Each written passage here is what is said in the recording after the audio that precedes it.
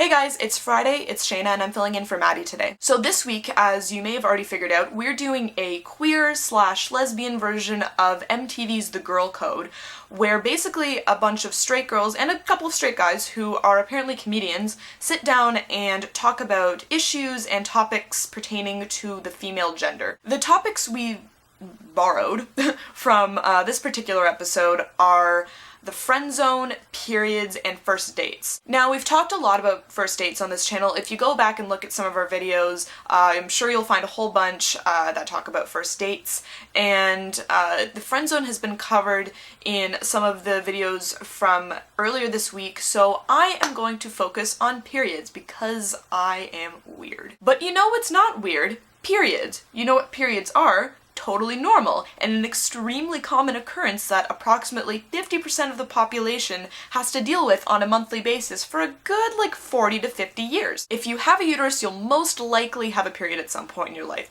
Not all do, and that's cool too, but I would say a good portion of those with uteruses do get periods. But despite the fact that they are one of the most common and inevitable experiences of the human race, they are almost never talked about. There's so much shame and silence and misinformation floating around about the ever mystical period that some people act as though they will actually spontaneously combust if they even utter the word. Periods are like Voldemort in that way. It that must not be named. So to combat some of the misinformation and lies and rumors that are out there about periods and menstruation, or whatever you want to call it, I decided to Google popular period myths, and I'm going to go through some of the ones I found and attempt to do some debunking for your information and entertainment. Myth number 1, dental fillings will fall out if received during menstruation. And this one is hilarious because not only did I receive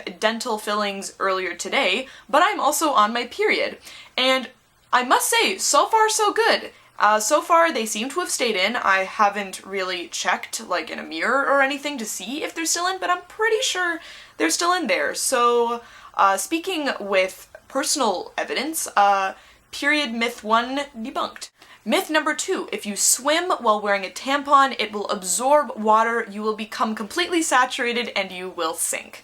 This one is clearly a lie. I don't know who came up with it, but your tampon will only absorb whatever is already inside your body, particularly inside your uterus, which, if you're on your period, will just be menstrual blood.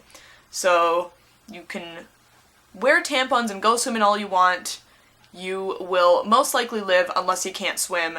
Then I would suggest to go take swimming lessons. Myth number 3, you can't get pregnant when you're on your period. This is a very common misconception, and while it might not be as likely to get pregnant while you're on your period, it's definitely still possible. Cycles aren't always regular, and the releasing of the egg isn't always regular, and it doesn't always happen in perfect order with your period. So if you happen to have some eggs floating around there that can sort of have a little rendezvous with the sperm, then baby is possible, and that might not be what you want right now. If you are having sex and there is a live penis involved, just condom it, just do it, just please do it. And if the dude says, well, it ruins the mood, you know what ruins the mood even more? A screaming baby. Yeah, so just condoms, they're wonderful things. Myth number 4, virgins can't use tampons. Using a tampon does not mean that you have lost your virginity. Virginity is often defined in terms of breaking the hymen, which not all girls have, by the way, so that whole theory is just bullshit. Tampons are a wonderful invention. If you want to use them, great. If you don't want to use them, that's cool too, but they have nothing to do with virginity. Virginity has to do with sex, however you want to define sex. And that's a whole nother can of worms that I'm not going to get into in our little period talk today. Myth number 5, other people can tell when you're on your period. But let me ask you this, how many times have you interacted with someone and come to the conclusion at the end of that interaction that they were on their period?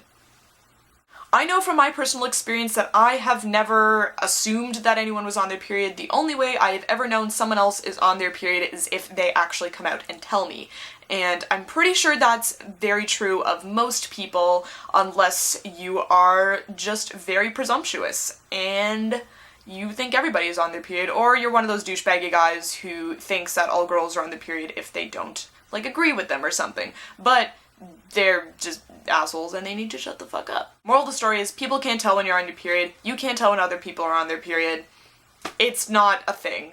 And myth number 6, the final myth: women should not swim in oceans when they're on their period because sharks will smell their blood and kill them.